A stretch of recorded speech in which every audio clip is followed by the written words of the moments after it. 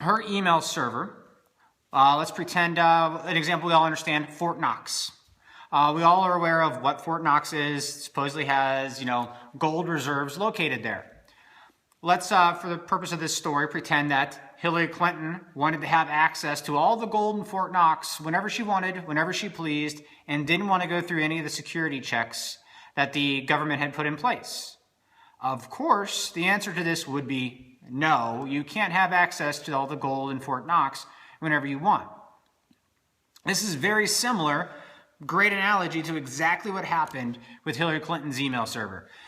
She had a request to use unsecured, unapproved devices to handle top secret and classified information.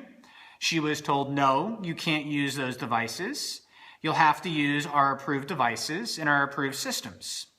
So now you can see that they have very similar issues here of the email server and our Fort Knox example. So let's go back to Fort Knox.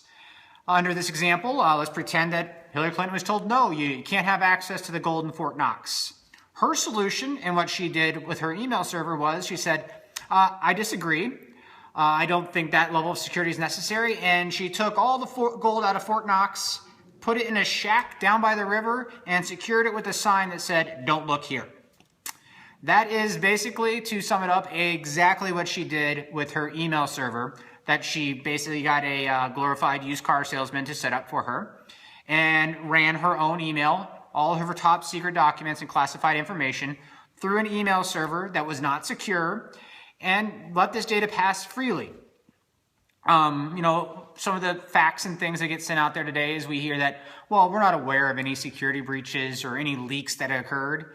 Let me tell you that when hackers and people who want access to top secret information find out there's a server out there with information on it free for them to view and take hold of, they don't send you a message saying, hey, we know about your email server. They sit there and collect this data until that email server or that security hole is patched. So we as a country actually have no idea who may now have access to every email that Hillary Clinton sent, all that top secret information, and removed it. And what should really be scaring us is we hear our politicians tell us all the time that they're going to surround themselves with smart people and the best minds in the world, and they're going to listen to them, and that's going to drive their policies.